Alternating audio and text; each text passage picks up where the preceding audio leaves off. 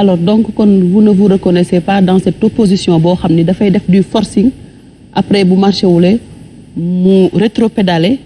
ni day dem mais fii dafa mel ni askan wi en l'occurrence 3 morts yow nga demander à ce que le président Ousmane Sonko ak ñi mu àndal présenter des excuses pourquoi demander à ce que la lumière soit faite sur la mort de ces personnes. ñaata yoon la ñu demandé que man ñaata yoon laa wax loolu. da nga demandé ñu présenter. non xam nga kii présenter excuse peut-être am na lu mu def. xam nga le problème mooy il faut lire tout ce qu'on a dit de manière complète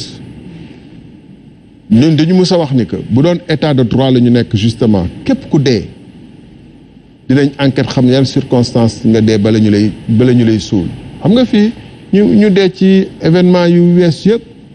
ba Sénégal di Sénégal ba léegi 60 ci Senghor ba léegi lim naa fi dañuy jël rek jébbal la say mbokk ñu dem def certificat de décès mort par arme blanche ou mort par truc ñu dem enterré dañu xam yan condition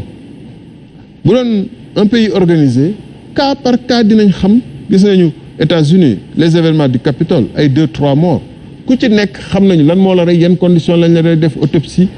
rechercher kan moo la rey pour juger Sénégal nag loolu amu fi donc loolu wax naa ko waxati ko wax nañ ko ñun waxati ko maintenant pour avancer ñun Aar Sénégal yàlla dama commencé woon expliquer fi ñu jógee yàlla dogal na on a une liste de qualité jàpp naa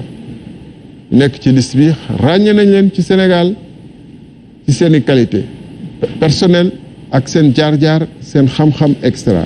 du ma leen citer xam ngeen leen mais on a une liste de qualité ba pare pour rehausser le débat justement ñu ni dañu def un contrat de législature jàpp naa ne ba fu ñu toll nii xanaa à moins que ma bañ ko yëg amul benn coalition bu teg contrat de législature pourquoi loolu tamit am solo parce que dañu gis ni que dañu ne woon 12e législature mooy bi jeexoon en 2017 moom moo yées ci législature yi ñu ñëw ne ñun ñëpp d'accord ni 13e législature bi jeex ni moom moo yées sax 12e législature parce que mooy assemblée boo xam ne gis nañ fi ay trafic de devises gis nañ fi ay trafic de lu ne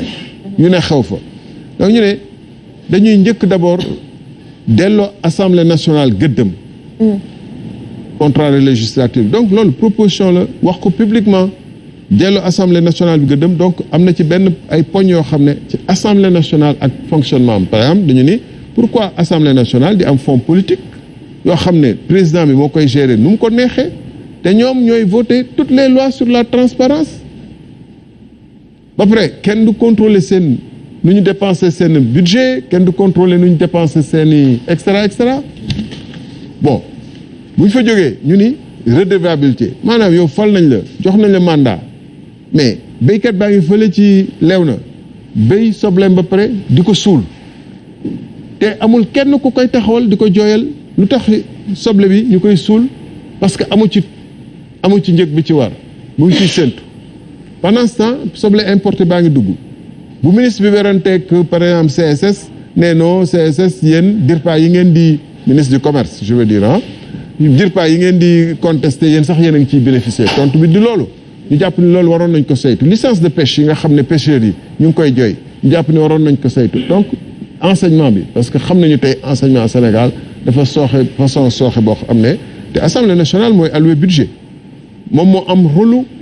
contrôle de l'action de l'exécutif d'ailleurs damay wax souvent mbokk yi bu may def publiquement discours damay ne Assemblée nationale rek mooy tribunal boo xam ne moo mën na àtte président de la République donc li ñu fiy wax yépp ci nga xam ne président de la République amaana def na ko te dëppoowul ak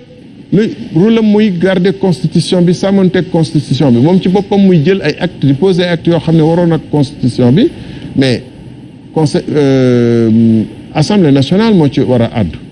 loolu tax tey jii nii te Assemblée nationale dafa am solo tey jii nii xoola ba Angleterre foofu laay daanele Angleterre Boris Johnson mais député yu bokk ak moom quand ñun dañuy wax non est-ce que mën nga bokk opposition waroog moom gis-gis mais ñoom dañu bokk sax quand nekk même parti conservateur ñu jàpp ni hey Boris Johnson mii nu muy doxalee du ci intérêt Grande-Bretagne du politicien de dañu ne Grande-Bretagne problème yi ak problème yi ak problème yi am na ci mais beneen problème bu gën a fës boo xam ne fa la problème am démarré moom Boris Johnson dañu def couvre-feu ci affaire Covid bi muy def ay invitation ay garden party comme ils disent là ci Downing Street mooy si résidence am moom ak ay xaritam di dugg di reer ñoom pendant que ñoom ñoo jël décision yoo xam ne dañu tëj yeneen gars yëpp ne leen na ngeen respecté couvre-feu question morale ak éthique moo gën a tax depuis lors Boris Johnson ñu ne ko yow da nga war a démissionner mënut amatoo maqaama ak dayo moral pour yow nga naan da nga ñuy jiite parce que da nga waroog li nga xam ne moom mooy li principe pour mën a gouverner Angleterre loolu mooy une grande nation loolu mooy un parlement mun ngeen far sax ngeen bañ a d'accord te bu ñu leen d'accordul ñu wax la ni hey yow yaa juum mais ñun dañu bëgg intégrer notion boo xam ne bu ngeen xasee far wala bokk waxuma sax far parce que opposition bi le 31 juillet nee naa le 31 juillet 8 bulletins mooy am man du ma wax bu leen voté le bulletin wu Benno Bokk Yaakaar rek yam fa du ma fa wala damay voté leen bulletin wu aar donc foofu faruñu xam nga nation bi nga xam ne dinaa leen dégg ngeen toog fii ci plateau bi ñu wax non opposition dans l'opposition et cetera et cetera nation far bi ndax nit ñi la. Est-ce que ça n'affaiblit pas l'opposition si on a. non attends par exemple la majorité moom li mu am téye na ko mais si opposition bi ci cadre bu mel ni kii jaar fii kii jaar fii kii est-ce que ça n'affaiblit pas l'opposition. C'est-à-dire que man je ne comprends pas la question de ça n'affaiblit pas l'opposition ou ça affaiblit l'opposition xam nga lan mooy wax ji le 31 juillet est-ce que benn bulletin opposition mooy am wala 7 bulletins opposition ñooy am déet est-ce que 7 bulletins opposition yooyu man damay ne voté leen bulletin opposition mooy campagne électorale damay ne voté leen bulletin aar am déet dama lay laaj rek très simplement alors du coup bu ñu demee assemblée nationale nag ñu mën a ànd mën nañ fa ànd gisee comme déjà opposition bi ñu mën a ànd nañu c'est-à-dire que waa Wallu ak waa Yewwi tey mën nañu ànd nañu mais bu ñu bëggoon opposition bu ànd coûte que coûte man du ma quitter le CRD parce que dañu ne woon un moment donné nañu ànd ak quand je dis man c'est République des valeurs c'est pas personnel mais souvent par abus dama sama camarade yi de pardonner parce que c'est pas moi qui prends des décisions seul mais ñun RV duñu quitter CRD un moment dañu ne nañu ànd ak yenn parti ñu ne ñun mënuñu ànd maintenant pourquoi mënuñu ànd c'est tout un débat donc ñu mën a ànd nañu ñu mën a ànd loolu mooy réalité politique te loolu moo nekk ci àddina ñu mënul ànd mais dem bu ñu dajee assemblée bu ñu mënee liggéey ensemble liggéey combien de fois on a manifesté ensemble avec l'opposition man bañ may mujj ci affaire je le dis souvent pour le rappeler bañ may mujj denc poste pendant pratiquement 24 heures de 10 heures au lendemain à 6 heures en 2019 ci affaire parrainage yi man Déthié Fall la woon Thierno Bocoum mi waa Khalifa Sall Omar Sarr mu ngi fa woon ak Decroix ak ñooñu tey am na ci ñoo xam ne ils sont maintenant avec Macky Sall d'autres sont dans diverses mouvances de l'opposition. Je termine sur ce plan un exemple rek parce que c'est important ñuy wax ak sénégalais yi lu war a mën a nekk gis nga France boo xam ne dañ koy jël exemple souvent waa parti communiste yi socialiste yi Mélenchon écologiste yi ku nekk dafa dem élection présidentielle ñuy étripé wu di dóorante ay marto yu dul jeex am déet Mélenchon lan la yekkul waa communiste yi wala waa socialiste yi mais 3 mois après législative xaw ma 3 semaines après législative ñu def NUPES nouvelle union pour les xaw ma lan sociale lu gën a graaw mooy démocrates yi aux États-Unis bu ñu def primaire xam nga kan moo gënoon sonal foofu Biden bu nekk président tey mais Kamala Harris ak Bernie Sanders ñoo ko gënoon sonal